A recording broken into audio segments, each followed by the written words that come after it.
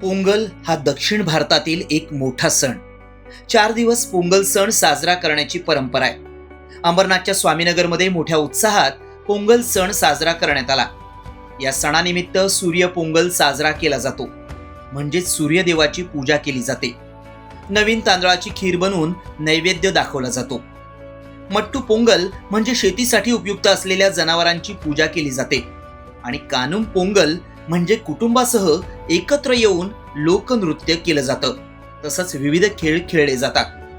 यंदाच्या पोंगल सणाला नवनिर्वाचित नगरसेविका हर्षदा पाटील यांनी उपस्थिती लावत स्वामीनगर मधल्या रहिवाशांच्या आनंदोत्सवात सहभाग घेतला.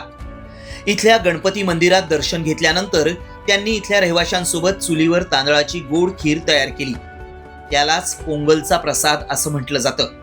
हा प्रसाद तयार केल्यानंतर सगळ्यांनी एकत्र येत लोकनृत्य करत पोंगलचा आनंद लुटला.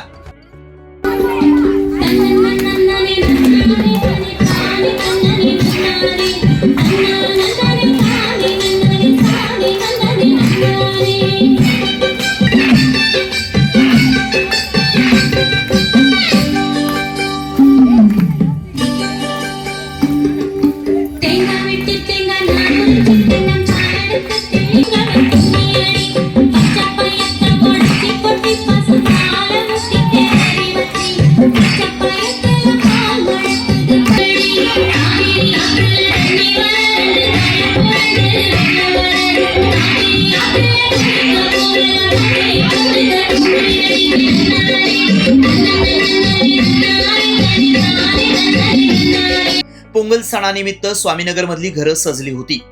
घरांभोवती फुलांची आरास करण्यात आली होती. तसंच कोलम म्हणजे रांगोळी काढून सूर्यदेवाची पूजा करण्यात आली.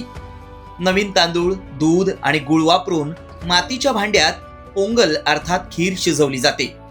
ती उकळी येऊन बाहेर पडू लागल्यानंतर पोंगल पोंगल असं ओरडून आनंद साजरा केला जातो, जे समृद्धीचं लक्षण मानलं जातं. ही खीर सूर्यदेवाला अर्पण केली जाते. पोंगल सण साजरा करताना स्वामीनगरच्या रहिवाशांमध्ये मोठा उत्साह पाहायला मिळाला.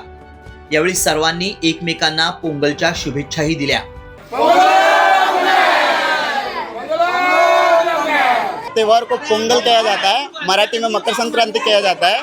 तो जनवरी मंथ पे काफ़ी इसको सेलिब्रेट किया जाता है as a farmer festival. And हम साउथ इंडियन का लेके पोंगल करके मनाया जाता है सूर्य पोंगल. आज के दिन पोंगल को हम सूर्य देवता को पूजा करते रख के हम दूध वगैरह डाल के मटके में सब कुछ, जैसे हम कहते हैं कि इसको खीर टाइप, मराठी में खीर कहते हैं, उस तरीके से इसको हम पूजा करके उनको नमस्कार करते हैं.